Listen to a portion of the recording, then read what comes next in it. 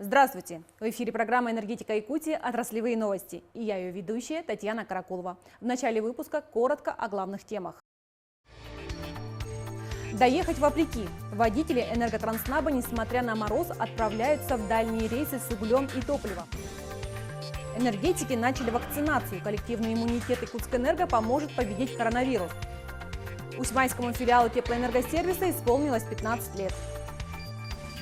С открытием автозимников водители «Энерготранснаба» начали сезонную работу по завозу топлива и запасных частей в отдаленные подразделения.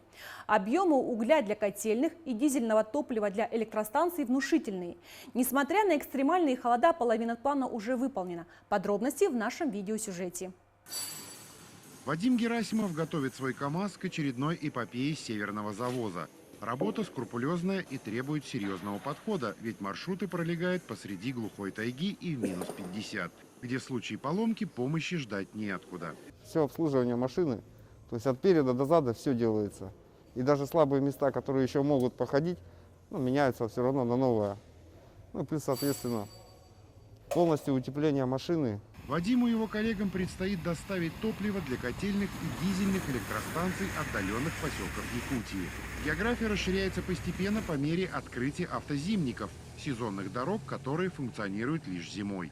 Планируется перевозки в дизельное топливо и каменный уголь по центральным районам, по Верхоянский, Усьянский, Усьмайский район, и так далее, и другие.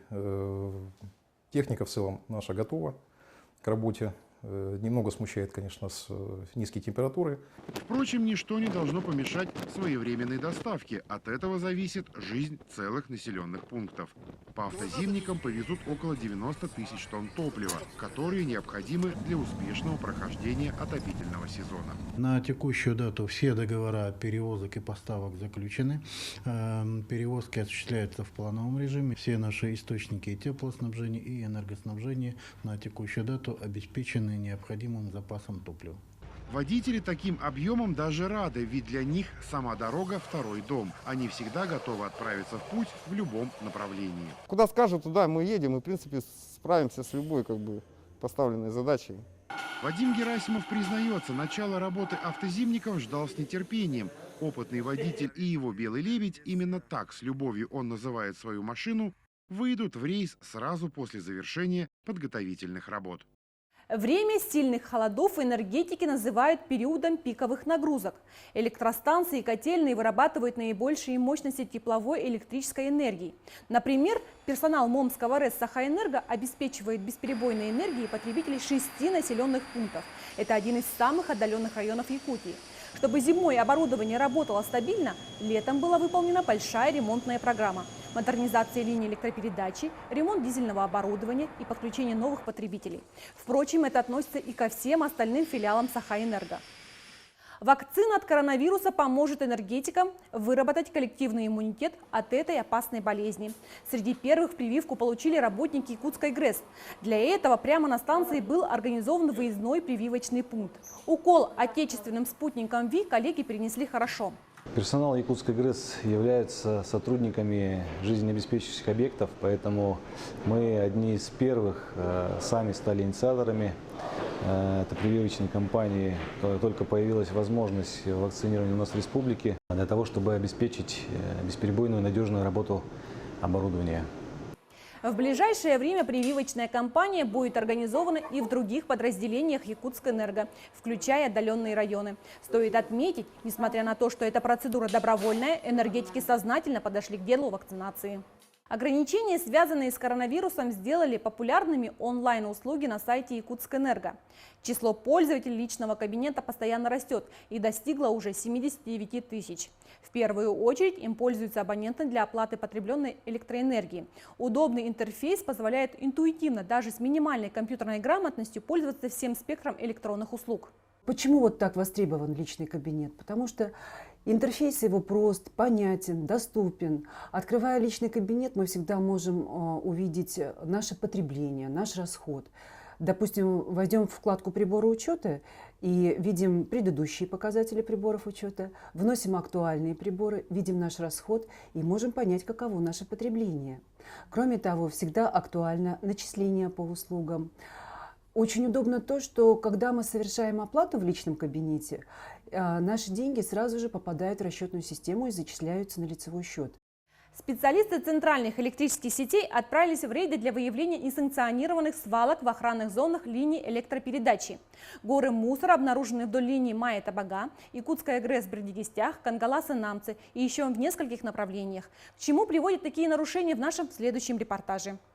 Эти горы строительного мусора энергетики обнаружили недавно, во время очередного рейда по линии ЕГРЭС-Новая. Они увидели несанкционированную свалку. Она находится прямо под опорой высоковольтной ЛЭП. И в случае необходимости проведения срочных работ может создать серьезную проблему. Это неудобно. Это неудобно по реагированию, потому что у нас период, за который мы должны оперативно решить ту или иную проблему, он нормирован нашим законодательством. Помимо неудобства, это вред экологии и нарушение санитарных требований. Скоро лето, а значит мусор может стать причиной пожара. Охранные зоны линий электропередачи и объектов электросетевого хозяйства территории особые. Здесь запрещаются любые несогласованные действия, но нарушителей это не останавливает. За прошедший 2020 год силами работников центральных электрических сетей ПАО «Якутэнерго» было ликвидировано 3 несанкционированных свалки. 2 из них, которые находятся в городе Якутске, и 1 в селе Бердигистях Горного Улуса. Приехав на срочный вызов, энергетикам приходится преодолевать баррикады. Вот так летом выглядели некоторые подстанции. Завалены двери, даже во двор не зайти. Энергетики регулярно занимаются уборкой, но количество объектов, заваленных мусором, постоянно растет. Линия 117, она такая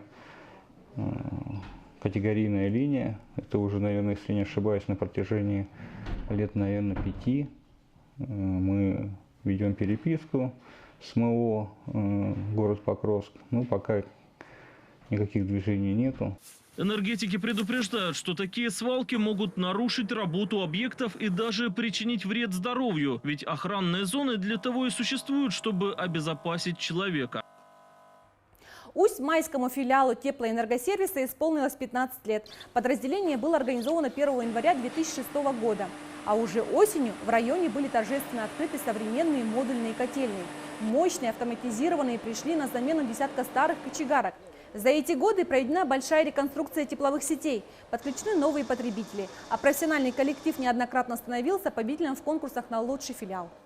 Электрослесарь по обслуживанию автоматики и средств измерения электростанции Якутская ГРЭС-2 Каскиль Оганеров стал победителем всероссийского диктанта по энергосбережению в сфере ЖКХ «Е-диктант». В финале он обошел более 19 тысяч россиян со всех регионов страны и оказался в числе 48 лучших. Самое сложное, я ошибся лишь в одном вопросе. Какой обогреватель обладает самым наивысшим КПД? Я подумал, что это газовый котел, оказался тепловой насос. Каскиль Оганеров участвует в подобном конкурсе впервые. Признается, что на втором этапе был настроен только на победу. Свой победитель есть и в коллективе энергосбыта. Инженер инспекторской службы Михаил Сивцев стал чемпионом России, пробежав около 3000 километров. На это у него ушло почти 4 месяца. Соревнования проходили в онлайн-формате на платформе в марафоне.клаб. Там 4 дисциплины было: бег, ходьба, велоспорт и лыжные гонки. Я, конечно, выбрал бег. По итогу сезона, кто больше пробежит, наибольшее количество километров, тот и побеждает. Призеров также выявляли каждый месяц отдельно, то есть за сентябрь, октябрь, ноябрь, декабрь. По словам чемпиона, победа потребовала много сил и времени. В отличие от других соперников из южных регионов страны, ему приходилось бежать даже тогда, когда на улице минус 50. На сегодня у меня все новости. До встречи в новом выпуске программы «Энергетика Якутии».